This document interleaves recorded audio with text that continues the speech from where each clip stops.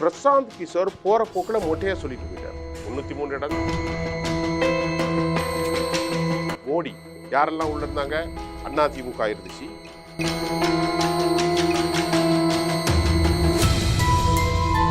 தலித்துகளுடைய வாக்கு வங்கியை பறிச்சு முஸ்லிம்களை கொடுத்துருவாங்க.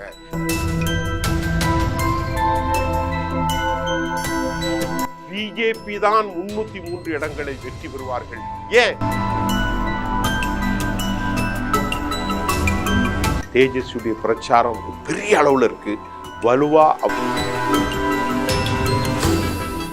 உலக தமிழர்கள் அனைவரையும் எம் தொலைக்காட்சியினுடைய இந்த அரசியல் அலசல் சமகால தேர்தல் விவாதங்கள்ல சில கருத்துக்களை நான் உங்களோடு பகிர்ந்து கொள்ள விருப்பப்படுகிறேன். இன்று காலை நமக்கு கிடைத்திருக்கக்கூடிய செய்திகளில் 5ஆம் கட்ட தேர்தல் முடிந்து நாளை மறுநாள் 2 நாட்கள் கழித்து 6வது கட்டம் நடைபெறப் போகுது. ஜூன் 1 நிறைவடைய போகிறது. இந்த சூழல்ல தமிழ்நாடு மட்டுமல்லாமல் தேசிய அளவிலையும் யார் வெற்றி பெறுவார்கள் என்ற கேள்விகள் அதிகமாக எழுகின்றது. ஜூன் மாதம் 1ஆம் தேதி மாலை 6 மணிக்கு பின்பு, அதாவது நமக்காக எலெக்ஷனுடைய முடிவுகள் கண்டிப்பாக எக்ஸிட் போல் வெளியாகவும், அதுக்கப்புறம் ஒரு கன்ஃபேபுலேஷன், குழப்பங்கள், ஒரு டிசன்ட், கருத்து வேறுபாடுகள் கண்டிப்பாக ஏற்படும். எப்போதும் இல்லாமல் இந்த தேர்தலை இந்தியாவில் எல்லாருமே எதிர்பார்க்கக்கூடிய அளவிற்கு நிலைமை இருக்கிறங்கிறது தான் உண்மை. சரி, இப்போது பிஜேபி 400 இடங்களில் வெற்றி பெறும்னு அவங்க ஒரு நரேட்டிவை செட் பண்ணாங்க. ஆப்கி பார் மோடி சர்க்கார் 400 பார், 400 இடங்களில் நாங்கள் வெற்றி பெறுவோம். 370 ஒப்ளிகேஷனை காஷ்மீரில் பண்ணதுனால 370 நாங்கள் வெற்றி பெறுவோம். இப்படி தான் எல்லாருமே பேசுனாங்க. 400 400 400. தமிழ்நாட்டில் பல இடத்துல கூட நம்ம அண்ணாமலை 400 400 400 400 400. சரி, இப்போது உண்மையிலேயே வந்த கருத்து கணிப்புகளில் எத்தனை இடங்களில் பிஜேபி பெறும், அதையும் தாண்டி களத்தில் நிலவரம் எப்படி இருக்குது ஏன்னு கேட்டிங்கன்னா, 428 தொகுதிகளில் எலெக்ஷன் முடிஞ்சது. எஞ்சிய ஒரு 125 தொகுதிகள் தான், அந்த அளவுக்கு தான் பாக்கி இருக்குது. மொத்தம் 543. குறிப்பாக தென் மாநிலங்களில் எலெக்ஷன் முடிஞ்சது. இனி நடக்கக்கூடிய அந்த 100க்கும் மேற்பட்ட தொகுதிகள், அது உத்தரப்பிரதேசம், அப்புறம் மகாராஷ்டிரா, வெஸ்ட் பெங்கால், அந்த ரீஜன் எல்லாமே பிஜேபியினுடைய உயிர் மூச்சுன்னு சொல்லலாம். இப்படிப்பட்ட 50 தொகுதி 5 தொகுதிகளும் அன்றைக்கி ரொம்ப முக்கியமாயிட்டு. சரி, இதில் முக்கியமாக நாம் பேசுகிறது, தற்போது நேற்று மாலை இந்தியா டுடேல ஒரு பேட்டி வெளியாயிருக்கிறது. அந்த பேட்டி யாரும் இல்லை, பிகேண்டு எல்லாராலும் புகழப்படுகிற பிரசாந்த் கிஷோர் பாண்டே. இந்த பிரசாந்த் கிஷோர் பாண்டே என்கின்ற ஒரு பிராமண சமூகத்தை சார்ந்த அறிவுஜீவியாக அவர் அறியப்படுகிறார். அமெரிக்காவில் மிகப்பெரிய அளவில் இருந்தார். சமீப காலமாக திமுகவுக்கும் கூட அவர் நிறைய ஒர்க் பண்ணுறார். இதை ஏன் நம்ம சொல்லணும்னா, பிராமணர்களுக்கு எதிராக பேசக்கூடிய திமுக தான் வெற்றி பெறுவதற்கு பிராமணர்களை தான் பயன்படுத்துகிறார்கள். 26லையும் அதே பிகே வரப்போகிறார் அப்படின்னு தினமலர் பத்திரிகை செய்தி வெளியிட இருக்கிறது. அது ஒரு பக்கம் வச்சிரும், நான் ஒரு செய்தியாக உங்கள்கிட்ட சொல்கிறேன். இப்போது பிகே நேற்று பேட்டியில் பரேகா தத் 2 பேருமே பேட்டி எடுக்கிறாங்க. இந்தியா டுடேல ராகுல் கன்வால் அவரும் பேட்டி காண்றார். அந்த பேட்டியில் சொல்கிறாரு, 300 இடங்களுக்கு மேல் கண்டிப்பாக ஜெயிச்சிருவாங்க பிஜேபி. ரைட். 270 அவங்க குறையவே வாய்ப்பில்லை. Right. There is no significant effects on North Indian ground level. வட இந்தியாவுடைய கள நிலவரத்தில் அவருக்கு எந்த விதமான மாற்றமும் இல்லை, கண்டிப்பாக அவங்க வந்துடுவாங்க அப்படின்னு சொல்லிட்டாரு. இதுக்கு எதிர்மறையான கருத்தை அந்த பேட்டி வெளியான ஒரு 10 மணி நேரம் கூட ஆகலை, தமிழ்நாடு முழுவதும் இந்தியா முழுவதும் பல இடங்களில் அந்த பேட்டி குறித்து மாறுபட்ட கருத்துகள் வந்து கொண்டிருக்கிறது. அந்த கருத்தையோடு சேர்த்து கள நிலவரத்தை நான் இப்போ உங்களுக்கு பேசுகிறேன். பிரசாந்த் கிஷோர் பேசியது சரிதானா? உண்மையிலேயே 3ஆம் முறை பிஜேபி வருவதற்கான சூழல், மோடி பிரைம் மினிஸ்டராக வருவதற்கான களம் இருக்கிறதா அப்படின்ட்டு ஒரு சைடு. மற்றொரு சைடு பிரகலாத் பிரபாகரன் யாருன்னு சொன்னால், நம்முடைய நிர்மலா சீதாராமனுடைய கணவர். அவர் சென்னைக்கெலாம் வந்து பேசுகிறார், தமிழும் பேசுவார், ஆங்கிலம் நல்லா பேசக்கூடிய, தெலுங்கு நல்லா பேசக்கூடியவர். அவர் இந்த முறை மிக கடுமையான முறையில் இருக்கிறது போட்டி. டிரான்ஸ்ஃபர்மேஷன் சொல்லக்கூடிய எலெக்ஷனுக்கு அப்புறம் போஸ்ட் போலில் பெரிய பிரச்சனை நடக்கும். அவ்வளவு எளிதாக மோடி அமித்ஷா ஜெயிச்சாலும் தோத்தாலும் விட்டு கொடுத்துட்டு போக மாட்டாங்கன்னு ஒரு பயத்தையும் ஏற்படுத்தியிருக்கிறார். அது மட்டும் இல்லாமல் யோகேந்திர யாதவ் வந்து ஒரு பெரிய செப்பாலஜிஸ்ட்டு. ஆம் ஆத்மி கட்சி அண்ணா ஹசாரே மூமெண்ட்டில் அவர் வந்து கிரண்பேடியோடு இணைஞ்சிருந்தார். அவர் என்ன சொல்கிறார் அப்படின்னு சொன்னால், அவர் இந்த முறை மோடி வெற்றி பெறுவது கடினம் அப்படின்ட்டு அவர் சொல்லியிருக்கார். இதுக்கப்புறம் ஜனவரிக்கு அப்புறம் வந்த India today, times now, republic எல்லா சேனல்களும், சாணக்கியா, இப்படி நிறைய எலெக்ஷன் நடந்து கூட்டணி அமைக்க முன்னாமலாம் எல்லாருமே 400 வருவாங்க, 370 வருவாங்க. அதை விட்டுட்டு இப்போ ஃப்ரீலான்சர்னு சொல்லக்கூடிய இண்டிவிஜுவல் ஜேர்னலிஸ்ட் எல்லாருமே மோடிக்கு இந்த முறை lot of the obstacle hurdles, அதாவது அவருடைய வழியில் நிறைய தடங்கள் இருக்குது, இம்பாசிபிள் அதை ஓவர் கம் பண்ணுறதுக்கு அப்படின்னு சொல்கிறாங்க. சரி, இப்போ பிரசாந்த் கிஷோர் இப்படி சொல்கிறதுக்கு ஒரு நியாயமான காரணம் இருக்கா அப்படின்ட்டு நாம் பார்க்கலாம். ஏன்னா பிரசாந்த் கிஷோர் வந்து திமுகவை வெற்றி பெற வச்சார், ஜெகன்மோகன் ரெட்டியை வெற்றி பெற வச்சார். கடந்த முறை 75 இடங்களை சட்டசபையில் சுருக்கி அமித்ஷாவை தோல்வி அடைய செஞ்சு பிஜேபியை வெஸ்ட் பெங்காலில் வெற்றி பெற செய்தார். அவர் இந்த முறை வெற்றி பெற சொன்னால் சரியாக இருக்கும் அப்படின்னா அங்கே தான் சில சிக்கல் இருக்குது. இதில் என்ன ஒரு சந்தேகம் வருதுன்னா, பிரசாந்த் கிஷோர் போகிற போக்கில் மொட்டையாக சொல்லிட்டு போயிட்டார். 303 இடத்துக்கு மேலே வந்துடுவாங்க, 270 நிச்சயமாக அவங்க குறைய மாட்டாங்க, பெரிய மாற்றம்லாம் ஒன்றும் இல்லைன்னு. இப்போ நமக்கு என்னென்னா, முக்கியமாக பார்க்கிறது 28 மாநிலங்களில் 8 யூனியன் பிரதேசம். அதில் ரொம்ப சிறப்பாக அவங்க வெற்றி பெறக்கூடிய மாநிலங்கள் உத்தரப்பிரதேசம், பீகார், மத்திய பிரதேசம், ராஜஸ்தான், ஜார்க்கண்ட், உத்தராஞ்சல், இமாச்சல பிரதேசம் மற்றும் ஹரியானா, இந்த மாவட்டங்கள். அதை தாண்டி டெல்லி அவர்களுக்கு நல்ல கை கொடுத்தது. கர்நாடகா, தென்னிந்திய மாநிலங்களில் மகாராஷ்டிரா, வெஸ்ட் பெங்கால், அது மட்டும் இல்லாமல் ஆசாம், 7 சிஸ்டர் ஸ்டேட்னு சொல்லக்கூடிய வடகிழக்கு மாநிலங்கள், கோவா, இந்த மாதிரியான விஷயங்கள்லாம் பார்க்கலாம். இந்த முறை அவங்க பிரசாந்த் கிஷோர் சொல்கிறாரு, தென்னிந்தியாவில் பெரிய வெற்றியை பெறுவார்கள், அந்த வெற்றி வடமாநிலங்களில் அவர் தோல்வியை சரி செஞ்சிடும் அப்படிங்கிறாரு. ரொம்ப மொட்டையான பதிலாக இருக்குது. இப்போ நான் என்ன கேட்குறேன், நாங்கள் என்ன கேட்குறோம் அப்படின்னு சொன்னால், தென்னிந்தியாவில் பிஜேபி தமிழ்நாட்டில் எத்தனை இடம் வெற்றி பெறுவாங்க? கர்நாடகாவில் போன முறை 28 இடங்களில் 25 இடங்கள் தான் அவங்க ஜெயித்தாங்க. 28ல் 25னா பெரிய வெற்றி. அதே மாதிரி ஆந்திராவில் ஜெயிக்கலை, தெலுங்கானாவில் 4 தொகுதிகளை ஜெயித்தாங்க. இதுதான் கேரளாவில் எதுவுமே கிடையாது. இந்த முறை இந்த 5 ஸ்டேட், தமிழ்நாடு, கேரளா, கர்நாடகா, தெலுங்கானா, ஆந்திரா, தமிழ்நாடு கேரளாவில் அவங்க வெற்றி பெற போவதில்லை, அதில் சந்தேகமே இல்லை. கேரளா, அதாவது தெலுங்கானாவில் இந்த முறை 2 இடங்கள் அதிகரிப்பார்கள். நல்லா குறிச்சிடுங்க, 2 இடம்.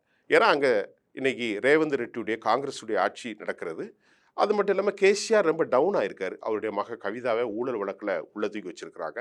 அதில் 2 சீட்டு அவங்க ஜெயிப்பாங்க, சரி போகிறது. அதே மாதிரி நாயுடுக்கும் ஜெகன்மோகனுக்கும் கடும் போட்டி இருக்குது. கஷ்யப்புடைய அந்த காப் சமூகத்தை சார்ந்திருக்கக்கூடிய திரைப்பட நடிகர் ஜன்சேனா, அவங்க எல்லாரும் சேர்ந்து ஒரு அளவு டிக்கெட் வருவாங்க. ஆனால் பிஜேபி அங்கே 6 இடங்களில் என்னமோ நிற்கிதுன்னு நினைக்கிறேன், 5 6 நிற்கிது. அதில் அவங்க எத்தனை ஜெயிக்க போகிறாங்க? 1 2 தான் ஜெயிப்பாங்க. அவங்க கூட்டணி இருக்குது. ஆனால் தென் மாநிலங்களில் அவர் ஈடுகட்டுவார்னா எப்படி ஈடுகட்டுவார் என்பதையும் பிரசாந்த் கிஷோர் சொல்ல மறுத்துட்டார். இப்போ நமது கேள்வி, களத்தில் எப்படி இருக்குது அப்படின்னு பார்ப்போம். பிஜேபிக்கு ஸ்ட்ராங் பெல்ட்னு சொன்னால் உத்தரப்பிரதேசம் 80 தொகுதி இருக்குது. பீகார், உத்தரப்பிரதேசத்தில் போன தடவை 64 தொகுதி ஜெயித்தாங்க. பீகாரில் 40ல் 39 ஜெயித்தாங்க, அவங்க கூட்டணியோட, நிதிஷ்குமாரோட. மகாராஷ்டிராவில் 48க்கு 41. அன்னைக்கு கூட்டணி யார் இருந்தா? சிவசேனா, உத்தவ் தாக்கரே இருந்தார். அதே போன்று ஹரியானாவில் ஃபுல் வெற்றி. ராஜஸ்தானில் 25க்கு 25 வெற்றி. குஜராத்தில் 26க்கு 26 வெற்றி. மத்திய பிரதேசத்தில் 29க்கு என்னமோ 1 தான் போச்சா 2 போச்சு ஞாபகம் இல்லை, அங்கேயும் வெற்றி. அதே மாதிரி ஜார்க்கண்ட், ஹரியானா, சத்தீஸ்கர், எல்லா மாநிலங்களும், இமாச்சல், அப்புறமா கோவா, அது மட்டும் இல்லாமல் எல்லா இடங்கள்லையுமே உத்தராஞ்சல், இந்த ஸ்டேட்ஸ்லாம் அவங்களுக்கு கை கொடுக்கக்கூடிய ஸ்டேட். நான் சொன்னதை குறிச்சிடுங்க. 80 தொகுதி கொண்ட உத்தரப்பிரதேசம், 40 தொகுதிகள் கொண்ட பீகார், 48 தொகுதி கொண்ட மகாராஷ்டிரா, 42 தொகுதி கொண்ட வெஸ்ட் பெங்கால், அடுத்து 10 தொகுதிகள் கொண்ட ஹரியானா, 14 தொகுதிகள் கொண்ட சத்தீஸ்கர், அதுக்கப்புறம் 11 தொகுதிகள் கொண்ட ஜார்க்கண்ட். ஜார்க்கண்ட் 14 நினைக்கிறேன், இது 11 சத்தீஸ்கர், மாற்றி சொன்னாலும் பரவாயில்ல, இமாச்சல், இந்த பெல்ட்டில் தான் அவங்க ஜெயிக்க முடியும். இந்த பெல்ட்டில் இப்போ நம்ம மகாராஷ்டிராவை பார்த்துக்குவோம். நல்லா கவனிங்க, 303 தான் மொத்தம் அவங்க ஜெயிச்சிருக்கிறாங்க. இந்த 303ல் இந்த நான் சொன்னல இவ்வளோ தொகுதி, மகாராஷ்டிரா, உத்தரப்பிரதேசம், பீகார், சத்தீஸ்கர், ஜார்க்கண்ட், ஹரியானா, உத்தராஞ்சல், இமாச்சல பிரதேஷ், டெல்லி, மேற்கு வங்கம், இன்க்ளூடிங் கர்நாடகா, இவ்வளோ ஸ்டேட். இந்த ஸ்டேட்டில் ரொம்ப பெரிய ரோல் பண்ணியிருக்கிறாங்க. எத்தனை ரோல் நான் ஏற்கனவே சொன்னேன் இல்லையா, 80க்கு 64 உத்தரப்பிரதேசம், 40க்கு 39 பீகார், 48க்கு 41 மகாராஷ்டிரா, 42க்கு 17 வெஸ்ட் பெங்கால் முதலாக. அதே மாதிரி 10க்கு 10, 8 எல்லாமே ஜெயிச்சு தான் அவங்க 303 வந்திருக்காங்க. இந்த முறை கள நிலவரத்தை பார்க்கும்போது இதெல்லாம் அவர் பேச மறுக்கிறார். பிரசாந்த் கிஷோர் பேச மறுக்கிறார். தற்போது நான் சொன்ன இந்த மாநிலங்கள் எல்லாம் சேர்த்து ஒரு 17 மாநிலம் வருது. எல்லாம் சேர்த்து மொத்தம் இந்தியாவில் 28 மாநிலங்களும் 8 யூனியன் டெரிட்டரியும் வருது. இந்த 17 மாநிலங்களில் உத்தரப்பிரதேசம் எல்லாம் சேர்த்து வச்சுக்கிடுங்க, நான் திருப்பி அதான் சொல்லணும், ஒரு மாநிலத்துக்கு ஒரு 3-4 தொகுதி ஜெயிப்போம். நிறைய ஜெயிக்க போகிறாங்க. இப்போ சித்தராமையாவுடைய ஸ்டேட்லலாம் அவங்களுக்கு ஒரு பெரிய செட்பேக் இருக்குது. எங்கள் கர்நாடகாவில் அங்கே 10 சீட்டு 15 தொகுதி ஜெயிக்குங்கிறாங்க. நாம் அங்கே ஒரு 4 தொகுதி 5 தொகுதி போட்டுக்கலாம். உத்தரப்பிரதேசத்தில் 64க்கு இந்த முறை ஒரு 4 தொகுதி அவங்க ஜெயிக்கிறாங்க, 58 தான் ஜெயிப்பாங்கன்னு வச்சுக்கிறோம். பீகாரில் ஒரு 5 தொகுதி வச்சுக்கிறோம், 49, அதாவது 40க்கு 39 ஜெயிப்பாங்க. இந்த தடவை ஒரு 5 தொகுதி. மகாராஷ்டிராவில் சிவசேனாவோட ஒரு 5-7 தொகுதி. இப்படி வச்சு பார்த்தாலே 17 தொகுதிகளை 17 மாவட்டங்களில் பார்க்கும்போது ஆவரேஜாக நீங்கள் 4ன்னு பார்த்தாக்களும் 54, 7 68, 70 தொகுதியில் அவங்க தோற்றுருவாங்க. அந்த 70 தொகுதி ஆன்டி இன்கம்பன்சி. அதில் அவங்க ப்ளஸ் பாயிண்ட் நம்ம பிரசாந்த் கிஷோர் என்ன சொல்கிறாரு, இந்த இழப்பை தென்னிந்தியா சரிக்கட்டும். தென்னிந்தியா எங்கே சரிக்கட்டும் அப்படின்னு பிரசாந்த் கிஷோர் சொல்ல மறுக்கிறார். ஒடிசாவில் அவங்க கடந்த முறையோட ஒரு 4-5 டிக்கெட்டு கூட வருவாங்க. அதே மாதிரி ஆந்திராவிலையும் 1-2 வருவாங்க, தெலுங்கானாவில் 2 டிக்கெட் வருவாங்க. இதெல்லாம் சேர்த்தா ஒரு 6-7 டிக்கெட். அப்போ 70-75லேருந்து ஒரு 6-7ன்னா குறைந்தபட்சம் 60 டிக்கெட் சீட் அவங்க தோக்க போகிறாங்க. அப்படி தான் வரக்கூடிய செய்திகளை தான் பேஸ் பண்ணி சொல்கிறேன். அப்போ 300லேருந்து 60 குறைஞ்சிட்டா 240 தான் வரும். இதுதானே உண்மை. நிறைய வரும். நான் 5 தொகுதி தான் போட்டிருக்கேன். மகாராஷ்டிராவில் உத்தவ் தாக்கரே எல்லாம் பெரிய செல்வாக்கில் இருக்கார். இங்கே டிகே சிவகுமார் ஒக்காலிஹா கம்யூனிட்டி சேர்ந்து நிறைய செல்வாக்கில் இருக்கார்.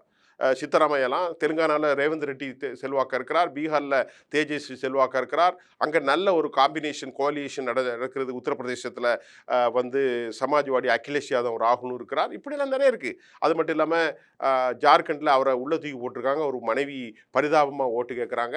அதே மாதிரி ஜேஜேபி வெளியேற்றிட்டாங்க. துஷ்யந்த் சௌதாலா கட்சி போனால அவங்க வந்து ஹரியானாவில் வலுவிழந்திருக்கிறாங்க. வெஸ்ட் யூபியில் பாருங்கள், வெஸ்ட் யூபி அதில் இன்னொரு விஷயம் சொல்ல நான் உங்கள்கிட்ட கடமைப்பட்டிருக்கேன். இப்போது ரொம்ப சிறப்பான பிரச்சாரத்தை கெஜ்ரிவால் செய்கிறார். அவர் ரொம்ப ஹிந்தி, இவர் ராமன் சொன்னால் அவர் அனுமான் சாலியாக பாடுறார். அவருடைய பெல்ட் என்னென்னா, பஞ்சாபை விட்டுருங்க, பஞ்சாபில் 13க்கு 13 அவங்க தான் ஜெயிக்க போகிறாங்க, கெஜ்ரிவாலும் இல்லது காங்கிரஸும். அது இந்தியா கூட்டணி. இப்போ போன தடவை 7க்கு 7 ஜெயிச்சாங்க டெல்லியில். டெல்லி, ஹரியானா, வடக்கு அதாவது மேற்கு உத்தரப்பிரதேசம், அப்புறம் சண்டிகர். நல்லா கவனிங்க, டெல்லி, மேற்கு உத்தரப்பிரதேசம், ஹரியானா, அப்புறமா வந்து சண்டிகர். இந்த ஸ்டேட்ஸ்லலாம் 30 தொகுதி வருது. இந்த 30 பஞ்சாபும் சேர்த்து அது 30க்கு 27 கிட்ட ஜெயிக்கக்கூடிய வாய்ப்பு இருக்கிறது தான் சொல்லப்படுது. அப்போது இங்கே பிரசாந்த் கிஷோர் சொல்ல மறுக்கிறார். போன தடவை 37% அவங்க ஜெயித்தாங்க மோடி தலைமையில்.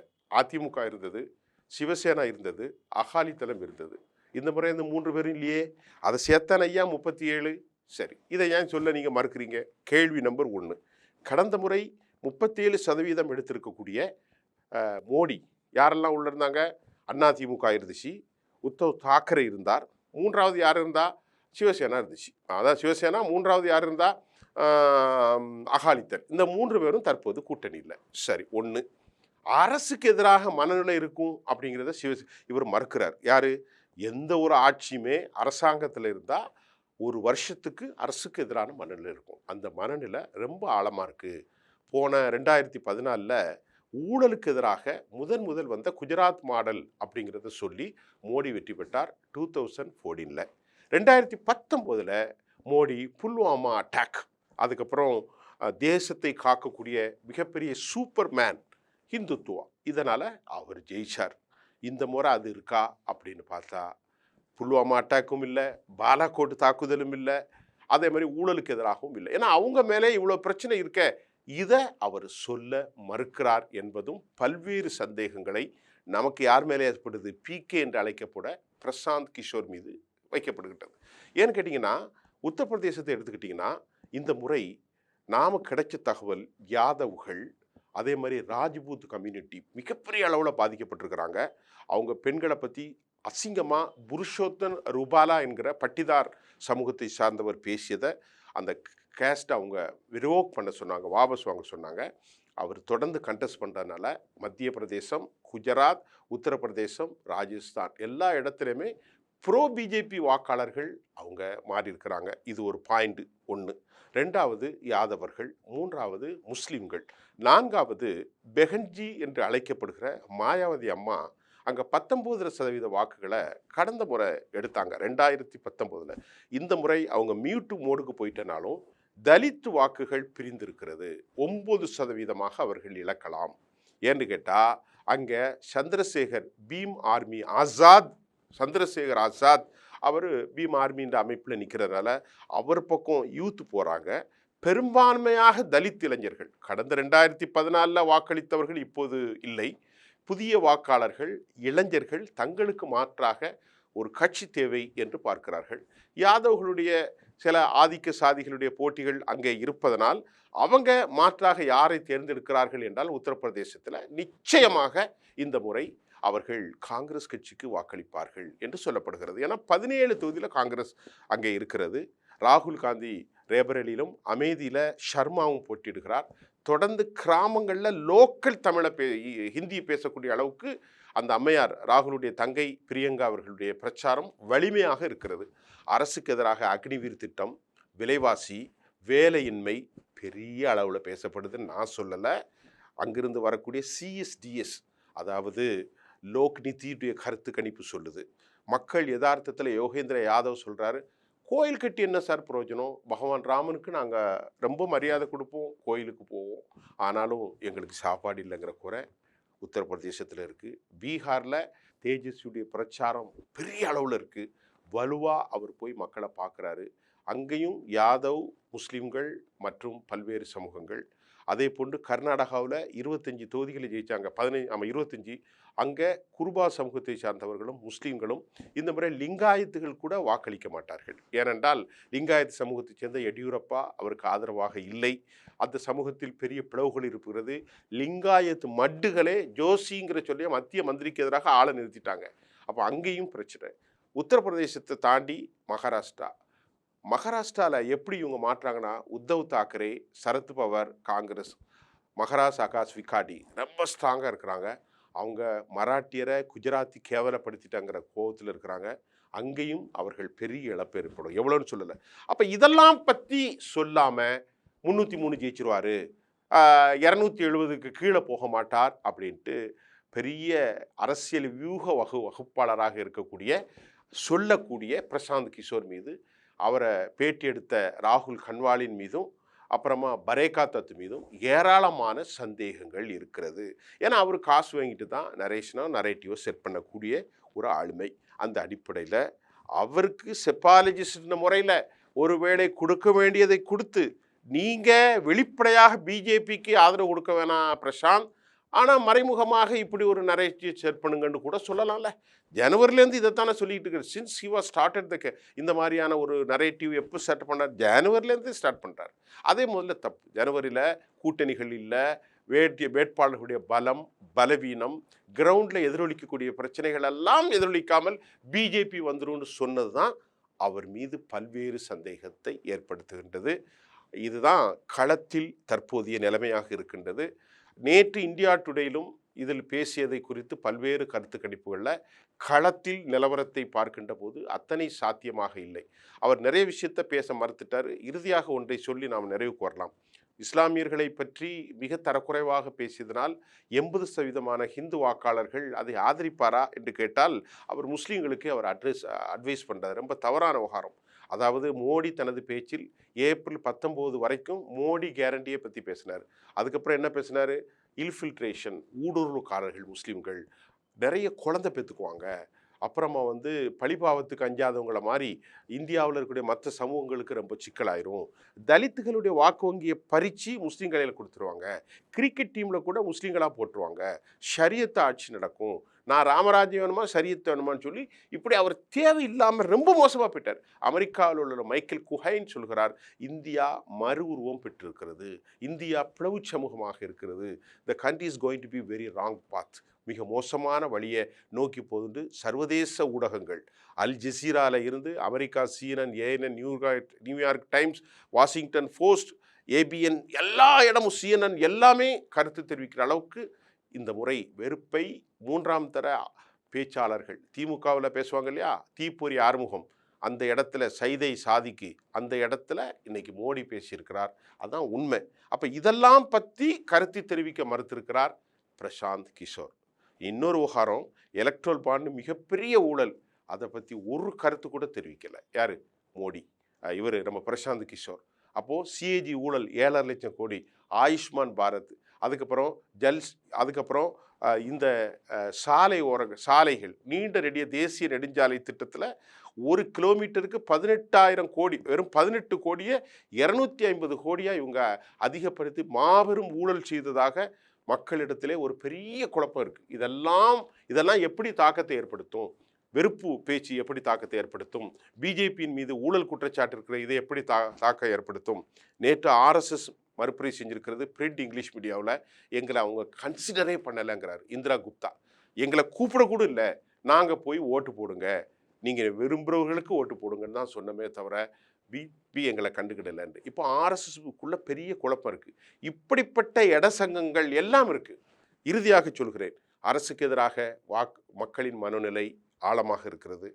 கூட்டணி பலம் இல்லை, விலைவாசி, பெட்ரோல் விலை உயர்வு, வேலையின்மை, இராணுவ பிரச்சனைகள், தலித் வாக்குகள் பிரிவு, இஸ்லாமியர்கள் கன்சாலிடேஷன், அது மட்டும் இல்லாமல் பலமான பிரச்சார யுக்தி, தேஜஸ்வி யாதவ், அகிலேஷ் யாதவ், ராகுல், பிரியங்கா, அது மாதிரி உத்தவ் தாக்கரே, DK சிவகுமார், சரத் பவார், சுப்ரியா சூலே, அப்புறமா பார்த்தீங்கன்னா வந்து மம்தா பானர்ஜி, அப்புறமா இங்கே எடுத்துக்கிட்டிங்கன்னா ரேவந்த் ரெட்டி, ஏராளமான சித்தராமையா, இப்படி அற்புதமான பேச்சாளர்கள் இருக்கிறார்கள். ஆனால் எதை பற்றியும் பேச மாட்டேன், ஆன்டி இன்கம்பன்சியை பற்றி பேச மாட்டேன், கூட்டணியை பற்றி நான் சொல்லலை, அரசுக்கு எதிராக ஒரு செப்பாலஜிஸ்டா எவ்வளவுக்கு ஆன்டி இன்கம்பன்சி இருக்குது அதையும் பேச மாட்டேன். ஆனாலும் பிஜேபி தான் 303 இடங்களை வெற்றி பெறுவார்கள், ஏன் 303க்கு மேலேயும் போடுவாங்கன்னு அவர் சொல்கிறது நகைப்புக்கு இடமாக இருக்கிறது. கள நிலவரம் அப்படி இல்லை என்பதை மட்டும் நேற்று பரபரப்பை ஏற்படுத்திய இந்திய தேசிய ஊடகங்களில் வந்த செய்தியை இன்று காலை ஜெம் தொலைக்காட்சியின் மூலம் தமிழ் பேசும் நல்லுலக மக்களுக்கு நான் மொழியாக்கத்தோடு தந்திருக்கிறேன். மற்றொரு களத்தில் நான் உங்களை சந்திக்கின்றேன். நன்றி. மீண்டும் சந்திப்போம்.